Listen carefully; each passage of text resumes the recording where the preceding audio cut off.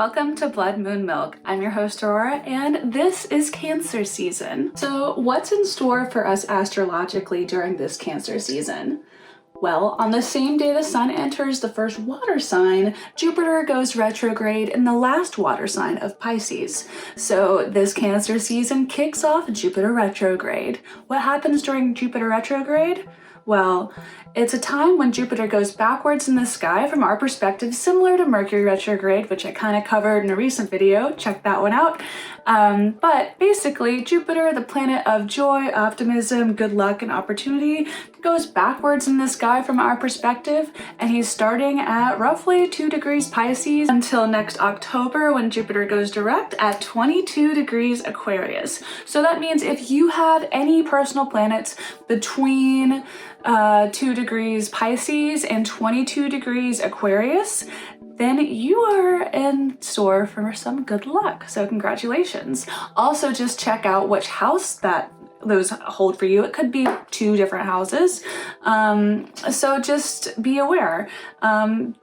Jupiter in different houses can manifest in different ways. In the first house, it can be a time of growth and expansive opportunity for your ego, but also it comes with a downside where it's easier to put on weight than normal. So just be aware. Check out which house Jupiter retrograde will fall in for you. While Jupiter goes retrograde, then Mercury goes direct. If you caught up on the last episode, Mercury went retrograde a little while ago, and he went retrograde in his home sign of Gemini. However, he'll go direct in just a few days on June 22nd, ending Mercury retrograde, which means it's a time to make those phone calls, make plans to get together.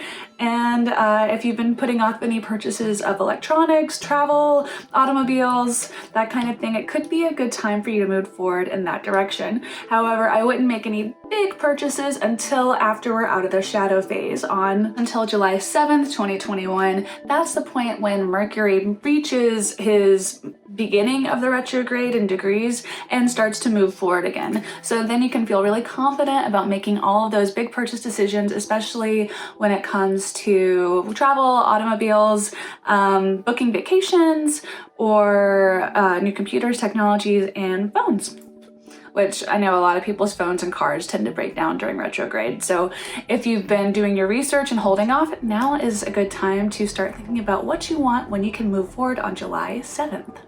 Until June 27th, the sign of abundance, financial success, and love and romance, and not to mention beauty, Venus is in the sign of Cancer as well, giving everybody an extra dose of feminine intuition in regards to all the things I just mentioned. But on June 27th, she moves into fiery Leo, where she embraces the spotlight. On July 11th, Mercury joins her and moves into Leo as well, giving all the fire signs and air signs an extra added boost in terms of communication and ideas, creativity, and inspiration. But it's not all fun and games during Cancer season. Neptune, the watery ruler of our subconscious, goes retrograde in his home sign of Pisces. So while the sun moves forward in the first watery sign of Cancer, Neptune goes retrograde in the last, most intuitive, most powerful sign of Pisces. When Neptune goes retrograde in his home sign of Pisces, we're all called to ask ourselves what it is that really drives us emotionally. What are our subconscious motivators? And because they're subconscious, they're obviously not obvious, right?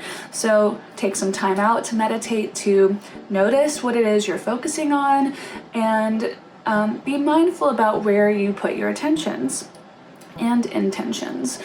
Pisces is the master manifestor sign, and so whenever you're wanting to grow something in your life, whether it's job opportunities, relationships, or creative projects, you really need to be careful about where your intentions and attentions are going. So while Neptune is retrograde this season, take time to check in with yourself on a regular basis and just see what it is that is coming up for you and how you feel like you're being motivated and showing up for yourself in those ways on a subconscious level.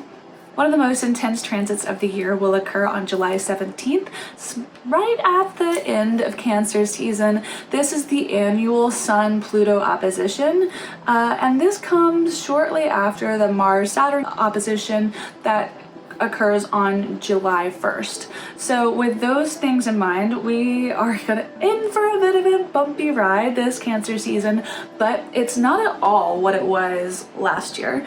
Last year and the year before, we had the nodes in Cancer and Capricorn, the lunar nodes, which created just a real sense of oppression, especially against the feminine inner tuition and the feminine wisdom. That nurturing aspect of society really was being repressed in some way. And we saw that a lot, especially last year, when we had all these external forces, mainly being the COVID club of planets, kind of ganging up on Cancer, and a North Node, South Node opposition to where the North Node was in Cancer last year. So not as intense as it was last year, certainly, but still we're gonna get a little drama this year during Cancer season. So just hold on to your little crab claws and just try to take it easy. Go to the beach if you can. Try to relax. Try to connect with your subconscious.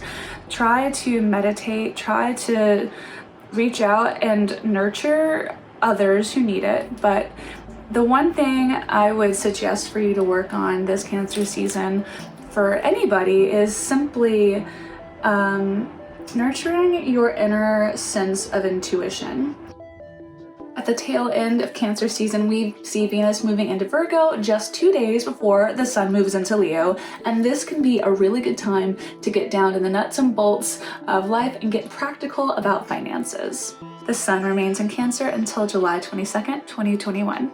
While the Sun travels through the sign of Cancer, it can be a perfect time for us to get in touch with our own intuition. Our intuition, sometimes referred to as feminine intuition, but it's not necessarily a requirement for you to be a woman in order to have intuition, of course. However, in a hyper-masculine society, there does tend to be a premium placed on logic and critical thinking skills versus intuitive thinking skills, and making a decision in the moment based on how you feel and picking up on social cues that are really subtle. However, this is a very valuable skill, and let's try to flip that narrative just a little bit this Cancer season, with Cancer being the sign ruled by the moon and represented in Greek mythology by Hera, the wife of Zeus, who was in somewhat of an abusive and unhappy marriage. She still was a strong, intuitive, highly gifted feminine figure that had a lot of gifts and a lot of power. And she certainly exemplified the strength and the inner feminine wisdom that we associate with the feminine ideal, if you will. So intuition is a fragile, ineffable thing that kind of comes in little wisps and whispers. It's not something that we can look at a chart and see, here are the numbers, and connect the dots like A to B to C. It's something that comes in waves, similar to water energy in general, but let's embrace that it's not always predictable. That's the gift of it. It's an incredibly valuable skill that helps us to make decisions rapidly and in the moment, but it gets clouded by self-doubt all too often. So let's try to examine that self-doubt this Cancer season. What is it that you doubt about your own intuition?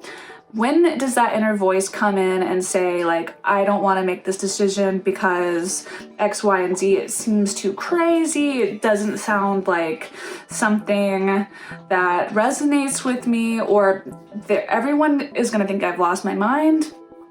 Okay, if it doesn't hurt anybody, it doesn't hurt yourself, is it really bad? Use that criteria first of all, but then step away from it and try to I guess, bring a little rationality to your intuitive side. Just think just question that self-doubt. Why is it that you doubt your intuition? And try to, there's not a right or wrong answer, but just strengthen your confidence and little bit by little bit.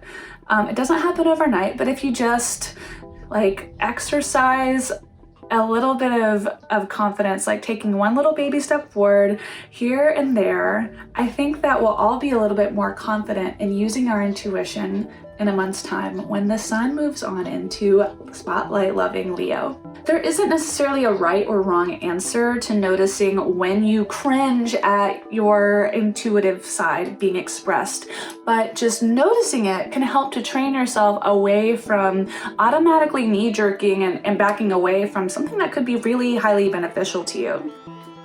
So let's focus on that this Cancer season. That gives us a month of embracing our feminine intuition, even if you're a man, and not passing judgment on others for just feeling the way that they feel. I'm your host, Aurora. This is Blood Moon Milk. I hope to see you next time. Don't forget to subscribe, comment, leave questions below. I'll get back to you. Thanks for listening and watching.